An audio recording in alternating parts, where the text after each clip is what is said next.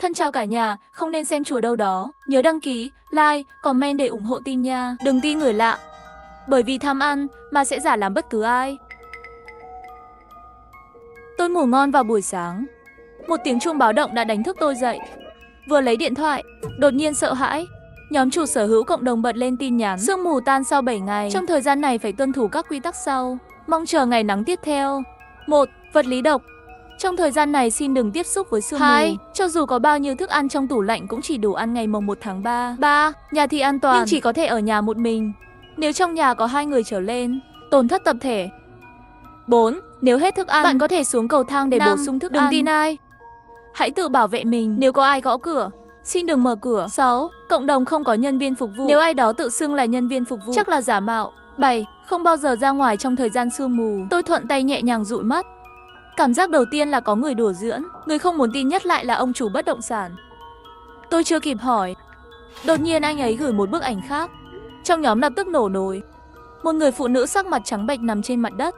Hắn dĩ nhiên là thất khiếu máu đây. Nhìn hình ảnh đẫm máu này, lưng tôi lạnh. Tôi run rẩy hỏi trong nhóm chuyện gì đã xảy ra. Bạn gái tôi không tin vào luật lệ, mở cửa sổ và thò đầu ra ngoài. Kết thúc như thế này, thật kinh khủng. Xem ra những quy tắc này là thật. Chúng ta làm gì đây? Nếu muốn sống sót qua 7 ngày này thì phải tuân theo quy tắc. Cũng không chắc, quy tắc này mâu thuẫn.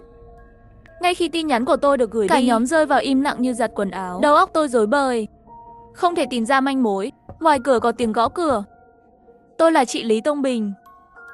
Trong nhà bạn có bí ngô không? Tiêu bảo nhà tôi muốn uống cháo bí ngô. Chị Bình sống trên lầu của tôi, một bà mẹ đơn thân.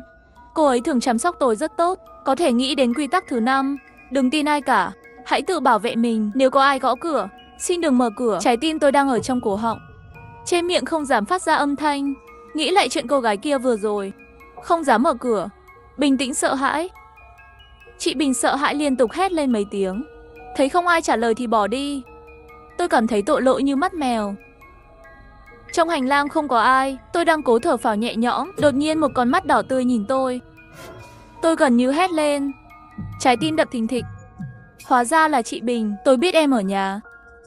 Mở cửa ra được không? Tôi chỉ cần một củ bí ngô. Tiểu Bảo rất muốn uống cháo bí ngô. Giọng nói khàn khàn của chị Bình cầu xin. Chị Bình, nhà em không có bí ngô. Tôi vô thức từ chối. Nhưng mà biểu cảm của chị Bình lập tức rất kỳ lạ. Có vẻ đang cười. Cô ấy quay lại, cứng ngắc đi về phía cửa thang máy. Trực giác thứ 6 của phụ nữ nói với tôi, chị Bình không đúng. Đột nhiên cô dừng lại ở cửa 502.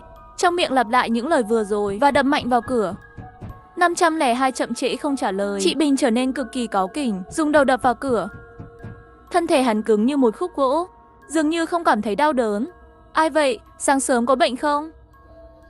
502 chất vấn. Rồi hắn mở cửa phòng. Trong lòng tôi đã đổ một nắm mồ hôi lạnh cho anh ấy. Với một tiếng hét, đột nhiên cánh cửa vang lên.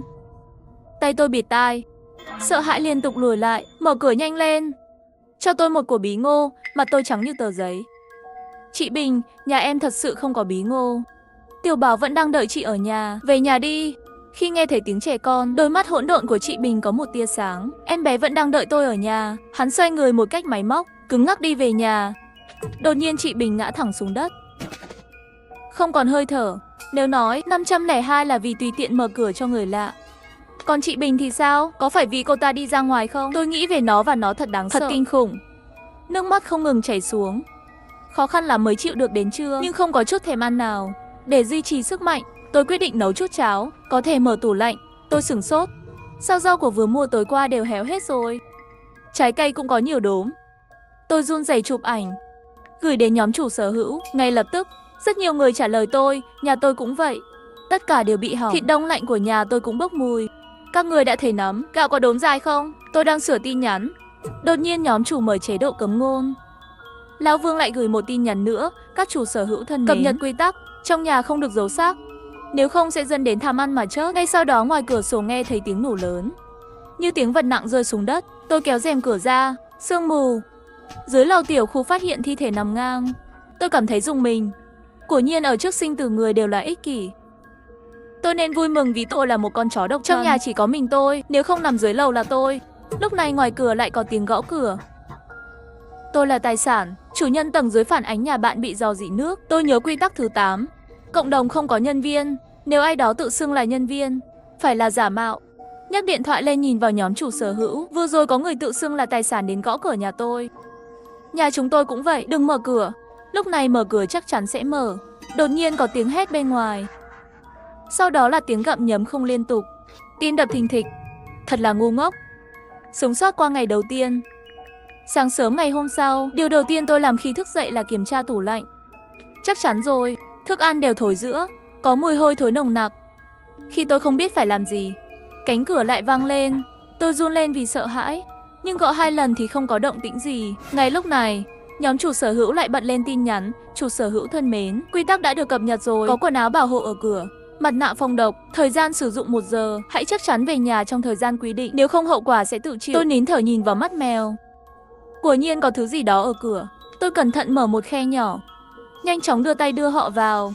Ngắm nhìn hành lang, lại phát hiện chị Bình ở cửa. Thi thể hàng xóm đã biến mất. Có quần áo bảo hộ là có thể ra ngoài bổ sung thức ăn. Điều đó có nghĩa là quy tắc thứ 7, đừng bao giờ ra ngoài trong sương mù. Là giả, vậy tại sao chị Bình lại chết? Để vượt qua 7 ngày này, tôi quyết định mặc quần áo xong đi xuống lầu. Siêu thị ở ngay cạnh tòa nhà của tôi. Vừa đến cửa liền nhìn thấy một bảng đen nhỏ quy tắc siêu thị. Thịt trong siêu thị tuy rất tươi, không được ăn hai. Rau quả đều là hàng mới nhập trong ngày. Bạn có thể yên tâm sử dụng, mỗi người chỉ có thể mua số lượng 1 ngày. Siêu thị chỉ cho 20 người mỗi ngày, càng ít người càng tốt. Nhìn thấy cái cuối cùng tôi cảm thấy rùng mình. Điều này chắc chắn là để mọi người tự dứt nhau. Tôi liếc nhìn thân hình nhỏ nhắn của mình, người khác dễ xé như một miếng bánh. Hơn nữa một tòa nhà có hàng trăm người, cả khu phố có mấy tòa nhà, nhưng sự tò mò vẫn thúc đẩy tôi. Ma xui đi theo vào. Ngay sau đó cửa siêu thị đóng lại. Tôi nhìn bảng đen nhỏ bên ngoài cửa biến mất. Người ngoài cửa nhìn chằm chằm, nhưng làm sao cũng không vào được. Thời gian hiệu quả của quần áo bảo hộ là 1 giờ, nhất định phải nhanh chóng quyết định. Nhìn thịt tươi nuốt nước miếng. Tôi rõ ràng là một người không có thịt không vui, bây giờ bị ràng buộc bởi các quy tắc, khó khăn nhìn đi chỗ khác. Đi đến khu vực rau, lấy khoai tây và ớt xanh, lại mua mì gói. Lúc chuẩn bị đi thì thấy siêu thị bán bánh bí ngô. Chỉ đi vài tối thôi, vừa đến quầy thu ngân, tôi thấy quy tắc 1 được dán ở trên. 1. Cửa sau của siêu thị là để vận chuyển hàng hóa, tự do ra vào. 2. Nhà vệ sinh ở cửa sau của siêu thị không có khóa, có thể lấy thịt, ông chủ sẽ không phiền. 3. Tham ăn, bay có thể chơi bất cứ ai, nó thích ăn thịt. Nếu gặp nguy hiểm, bạn có thể đẩy những người xung quanh ra ngoài. Đây có phải là những quy tắc ẩn không? Tôi nhìn mấy người bên cạnh, họ đều lùi lại vài bước sau khi xem quy tắc. Giữ khoảng cách nhất định với nhau. Trước khi tôi lấy điện thoại ra và chụp các quy tắc, sau khi chuẩn bị về nhà bình an, sau đó từ từ phân tích bí ẩn. Sau đó đã thanh toán, mọi người lặng lẽ đi ra cửa sau. Ra khỏi cửa đều như ngựa chạy trốn chạy về nhà. Chạy nhanh. Tôi vừa chạy ra ngoài một lúc, tôi gặp một người gầy gò. Cô gái mặc váy trắng cuộn tròn trên ghế. Tôi có chút đề phòng, chậm lại. Sau khi thấy tôi đến, cô gái nhìn lên chị gái tôi. Đồ của tôi bị kẻ xấu lấy đi rồi. Bạn có thể giúp tôi không? Cô ấy nhìn tôi với đôi mắt ngấn lệ, không thể không khiến người ta cảm thấy thương hại. Tất cả những quy tắc đó. Tôi quyết tâm bước qua trước mặt cô ta. Thấy tôi không có bất kỳ phản hồi nào, hắn lại nhờ người phía sau giúp đỡ. Sợ hắn đuổi kịp, tôi chạy về hành lang. Đột nhiên có một tiếng hét từ phía sau. Tôi run lên vì sợ hãi. Thang máy màu vàng, ngay khi cửa thang máy sắp đóng lại, một nhân vật mặc bộ đồ bảo hộ phiên bản thu nhỏ xuất hiện trước mắt tôi. Là con của nhà chị Bình, Tiểu Bảo. Cậu ấy trông thật ngây thơ. Nhìn tôi sợ. Chị gái, chị có thấy mẹ tôi không? Mẹ tôi đã không trở lại kể từ lần cuối cùng bà ấy đi chơi. Tôi nhớ lại ngay trước cửa nhà tôi chuyện xảy ra với chị Bình. Trong lòng đầy tội lỗi, thế là đưa cho cậu ta bánh bí ngô. Tiểu Bảo mau về nhà đi, mẹ đi mua đồ chơi cho cậu rồi. Mẹ bảo cậu đợi mẹ ở nhà, đừng mở cửa cho ai. Nếu là mẹ gõ cửa thì sao? Tiểu Bảo đột nhiên đưa tay kéo tôi, liên tưởng đến tham ăn, mà có thể đóng vai bất cứ ai. Tôi rùng mình. Mẹ có chìa khóa, có thể tự mở cửa. Tiểu Bảo, về nhà đi, chờ mẹ về nhà. Lúc này cửa thang máy vừa vặn mở ra. Tiểu Bảo không để ý, ngây thơ nói lời cảm ơn rồi bỏ chạy. Tôi thở phào nhẹ nhõm. Tôi chia sẻ thức ăn cho Tiểu Bảo. Không biết có 6 phạm không? Quy tắc chết tiệt. Nhóm chủ sở hữu lại gửi tin nhắn. Đáng tiếc là không còn nhiều nhân viên. Chủ sở hữu, quy tắc bổ sung nhà cũng không nhất định an toàn nữa. Xin hãy cảnh giác. Bởi vì tham lam mà có thể giả làm người nhà của bạn. Nhưng họ sợ mọi thứ phản chiếu. Nhìn vào quy tắc này, rõ ràng là với quy tắc thứ 3, nhà là an toàn, nhưng chỉ có thể ở nhà một mình. Nếu trong nhà có nhiều hơn 2 người thì đều bị diệt vong. Tự mâu thuẫn. Rốt cuộc ai thật ai giả? Tôi lo lắng mở cửa phòng. Một khuôn mặt xa lạ và quen thuộc hiện ra trước mắt tôi. Tim tôi đập vào xương sườn. Mẹ! Tôi lập tức tỉnh lại. Mẹ tôi đã bỏ tôi trong một tai nạn xe hơi 4 năm trước, làm món gà lạnh yêu thích cho con. Lại đây thử xem, mẹ tôi vẫn mỉm cười như cũ. Tôi không thể tin được, nhìn chăm chăm vào bà ta với vẻ mặt kinh hãi. Bé ngốc, mau đến đây ăn cơm đi. Mẹ tôi nói xong liền đi vào bếp. Tôi đứng đó nhìn dáng người bận rộn của bà ta. Rất nhanh thức ăn đã lên bàn. Đôi mắt đen của bà ấy nhìn tôi, một nụ cười cứng ngắc trên khuôn mặt ngây thơ. Không biết do tham ăn hay là không tự giác đỏ mắt. Mẹ, con đến phòng lấy một thứ.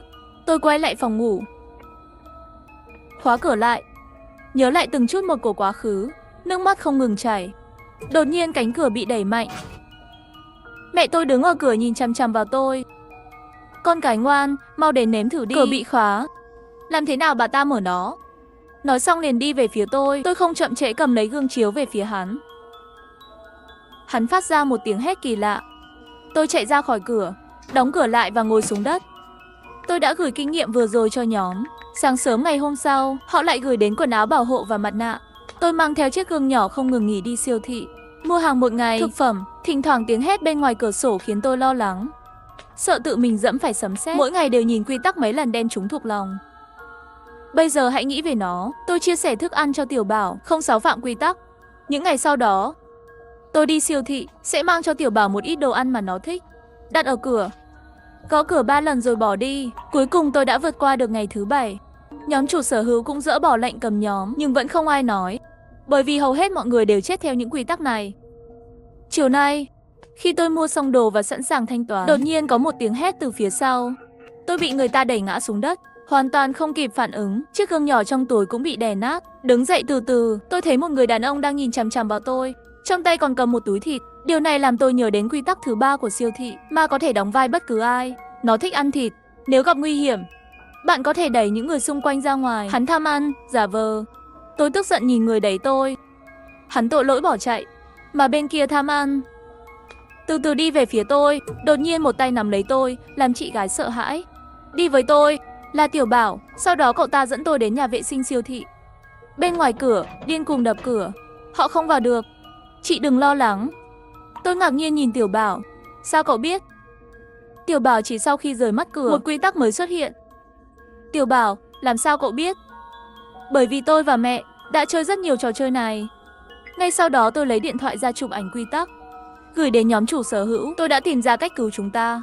Nhanh đến nhà vệ sinh siêu thị tập hợp. Lúc này có người trả lời, đừng tin cô ta, hắn đang nói dối. Tôi tận mắt nhìn thấy hắn bị ma bắt đi. Nhưng vừa rồi là Tiểu Bảo đã cứu tôi. Mẹ, con muốn ăn cháo bí ngô. Tôi không phải mẹ, tôi là chị gái. Sợ hãi. Khoảnh khắc này, tôi hiểu.